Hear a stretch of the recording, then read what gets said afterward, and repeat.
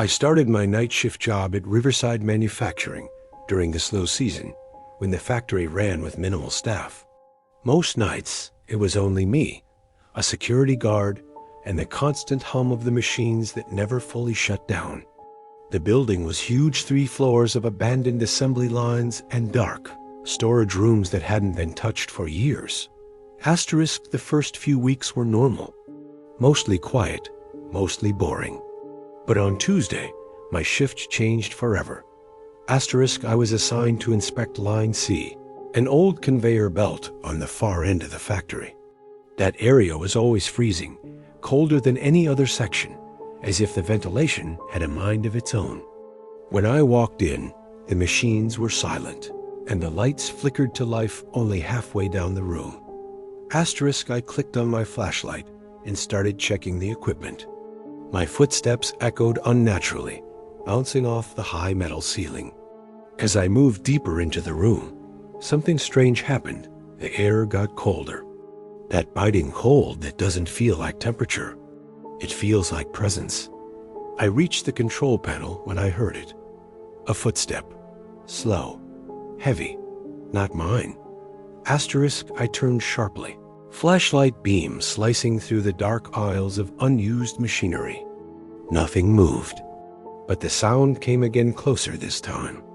I stepped backward instinctively, gripping my flashlight like a weapon. Between 2 metal columns. I saw a shape. A silhouette. Human. Tall. It didn't move. Didn't shift. It simply stood there, as if watching me. Hello? I called out, my voice shaky. Is someone there? The silhouette stepped backward into the darkness and vanished. I should have left right then, but curiosity is sometimes stronger than fear. I approached the aisle where the figure had stood. The cold intensified. My breath turned into pale fog in the air. The factory lights flickered again, momentarily plunging the room into complete blackness. When they flicked back on, the silhouette was behind me, reflected in the shiny metal of a machine casing. I spun around, no one. Yet the air felt crowded, thick, as if someone stood inches from my back. That night was the beginning. The factory wasn't empty. Something else worked the night shift too. I tried telling myself the silhouette was just my imagination, a trick of light, a shadow cast by machinery. That's what normal people would think. But what happened the next night proved I wasn't imagining anything. My shift began at midnight. The guard wasn't at his post. Strange, but not alarming. He sometimes wandered for coffee. What bothered me was the sense of déjà vu the moment I stepped into the factory.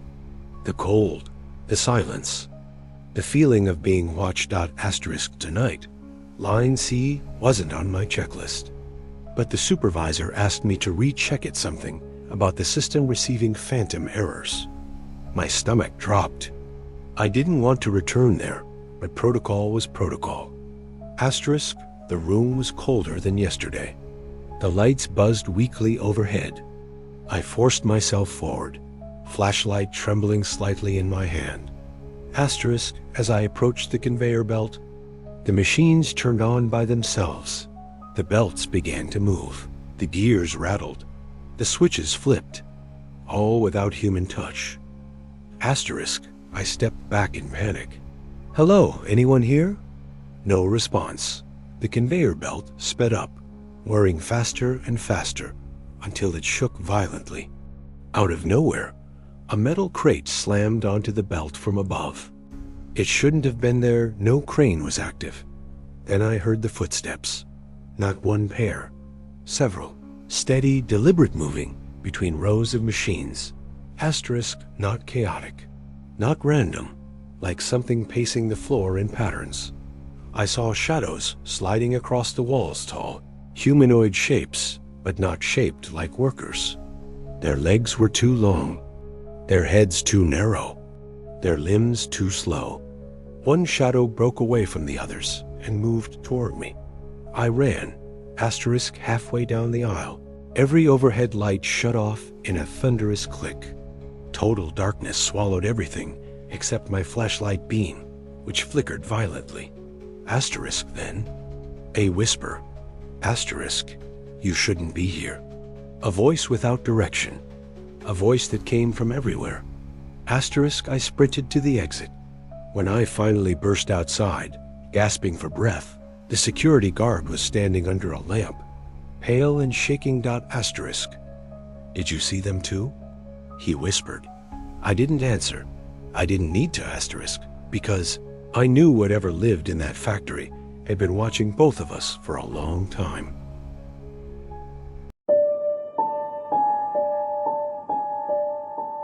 I worked as a night shift caretaker at Brighton Hills Senior Center, a place that was quiet even during the day. At night, though, the silence felt alive. The walls creaked more. The hallways felt too long. And room 306 always felt wrong. Asterisk. It had been empty for months. No residents assigned. Furniture removed. Curtains drawn. But the light under the door was always on during my shift. Asterisk. One night at 1:13 a.m., I walked past room 306 and heard movement inside. Soft footsteps. Something brushing against the wall. I thought maybe a resident wandered in, so I called out. Asterisk. Hello? Is someone in there? The footsteps stopped. I opened the door slowly. No one was inside. The room was bare, except for an old rocking chair in the center. The overhead light flickered as I stepped inside. The air felt stale, heavy, like someone had been sitting there for hours. Then the rocking chair moved. Not much, just a small backward motion, as if someone had stood up from it a second earlier. Asterisk. I froze. The door behind me creaked shut by itself. My breath caught in my throat. The temperature dropped instantly. I could see my breath floating in the air. Asterisk. That's when I noticed the writing on the wall, thin scratches carved into the paint. Asterisk. Let me out. My body turned cold before I could react. A faint whisper drifted from the corner of the room. Asterisk. I'm still here. Asterisk. I backed against the door, fumbling for the handle. The whisper grew louder. Now on my left. Now on my right. Now behind me. The light flickered violently. In the moment of darkness, I saw it. Asterisk. A tall, pale figure standing in the corner, head tilted unnaturally, arms long and twisted, watching me silently. The lights came back. The figure was gone. Asterisk. I yanked the door open and stumbled into the hallway, heart racing. Behind me, the rocking chair began moving again, slowly, steadily, as if the invisible figure had sat back down. Asterisk. Room 306 stayed empty for years. Asterisk. But every night shift after that, the light stayed on, and I never walked past that door without hearing soft footsteps inside. After that night, I avoided room 306 as much as possible. But strange things continued happening on my shift. Asterisk. Lights turning on by themselves. Asterisk. Wheelchairs rolling slowly down the hall. Asterisk. Residents murmuring about a thin man wandering at night. Asterisk. One evening, Mrs. Collins, a resident with early dementia, stopped me in the hallway. Asterisk. He visited my room last night, she whispered. Asterisk. Who? The tall man from 306. A chill crawled across my spine. Asterisk. How do you know he's from that room? She smiled weakly. Because he told me he used to live there. Room 306 hadn't had a resident for years. Later that night, I checked the archives. And there it was. Asterisk. A resident named Harold M. had died in room 306 in 2016. After months of severe hallucinations. His final notes read, Asterisk. He won't stop standing in the corner. I slammed the folder shut. At 3 a.m., the overhead lights flickered. All at once, every call light on the panel lit up except room 306. Its light was glowing before the others. Asterisk, a voice crackled over the intercom. Come to 306. It wasn't a resident's voice. It wasn't staff. It wasn't human. Asterisk, against my better judgment, I walked toward the room. The hallway grew colder with each step. By the time I reached the door, my breath was shaking. The door pushed open slowly on its own. Inside, the rocking chair was moving. Slowly, rhythmically. Someone unseen was sitting in it. The tall, pale figure from before materialized near the window, transparent at first, then solidifying into an impossibly thin man with black sunken eyes. Asterisk, he lifted one hand and pointed at me. Asterisk, the door slammed shut behind me. Asterisk, Harold never left. He whispered in a rasping voice. And neither will you. Asterisk, I lunged for the door, yanking it open just in time. I sprinted down the hallway without looking back. Asterisk, the next morning, my supervisor asked why room 306's camera showed the door opening and closing repeatedly through the night. Asterisk, there were no cameras in that room. I quit the following week, but sometimes, when I drive by Brighton Hills at night, I see a tall figure standing in the third-floor window, watching.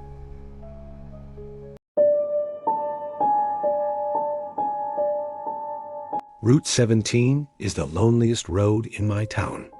No street lights, no gas stations, just endless blacktops stretching through woods and farmland. I drove it nightly, delivering supplies to remote cabins. Asterisk, one foggy night, around 2 a.m., I spotted something ahead, a figure standing on the side of the road. A woman, barefoot, wearing a pale dress. Asterisk, I slowed my truck, assuming she needed help. When my headlights washed over her, I felt my chest tighten. She wasn't standing. She was floating an inch off the ground. Asterisk, her hair hung wet and tangled, dripping even though it wasn't raining. Her face was pale, eyes dark and hollow. She didn't blink. I slammed on the brakes. She drifted closer. Asterisk, I locked the doors, heart pounding. Then she spoke, not with her mouth, but as a whisper inside the truck. Asterisk, take me home. Asterisk, the fog grew thicker, swallowing the road. My engine stuttered. The radio flickered on by itself, static. Then a woman's voice crying softly. Asterisk, the girl pressed her hand against my window. Asterisk, her skin left a trail of frost. Asterisk, I stepped on the gas, tires screeching. My truck roared forward, leaving her standing in the foggy road behind me in the rearview mirror. Asterisk, or so I thought, because when I looked again, she was sitting in the passenger seat. Asterisk, her wet hair hung over her face. Her hands were folded politely in her lap. She whispered, barely audible, Asterisk, please, take me home. Asterisk, I couldn't breathe. My throat tightened. My hands shook violently on the wheel. Asterisk, what do you want? I choked out.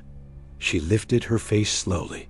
Her eyes were empty sockets, her jaw unhinged too wide. Her voice echoed inside my skull. Asterisk, you passed my turn. Asterisk, I swerved the truck, nearly crashing into a ditch.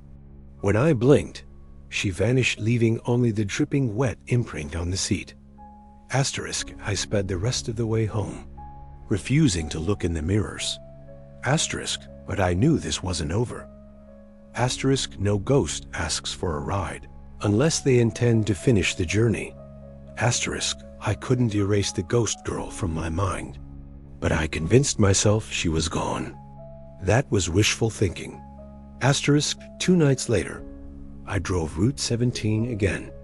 Same fog, same silence, but the road felt different, heavier, as if the air itself was watching me. Asterisk, halfway through the route, the truck temperature dropped sharply. Frost formed on the inside of the windshield. Asterisk, then a voice whispered from the back seat. Asterisk, not that way. I slammed the brakes and spun around. She was sitting there, closer than before. Her pale fingers dripped onto the seat. Asterisk her empty sockets. Locked on me. "Take me home," she whispered. My hands shook as I turned the wheel and followed the direction she pointed. A narrow dirt road appeared, one I had never seen before. It cut through dead trees, leading to a small, decayed farmhouse. The girl disappeared from the back seat. I stepped out cautiously. The cold was unbearable. I approached the porch when the front door creaked open. Asterisk inside, everything was rotting. Furniture collapsed, wallpaper peeling, air thick and damp. A faint sound echoed from upstairs, soft crying. Her crying. I climbed the staircase, each step groaning under my weight.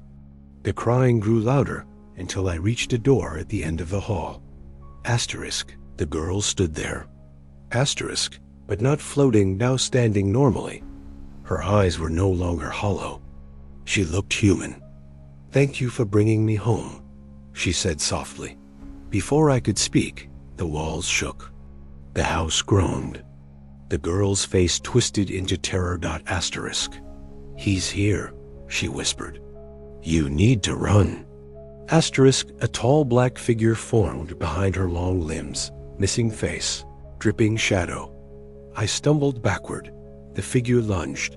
I bolted down the stairs as the house shook violently. The door slammed shut behind me as I ran to my truck and sped away. Asterisk in the rearview mirror. The house collapsed inward, as if something massive had crushed it. The ghost girl never appeared again. But that road, asterisk, Route 17, still feels colder every time I drive it. And sometimes, asterisk, when the fog is thick, I see her silhouette standing where we first met, waiting.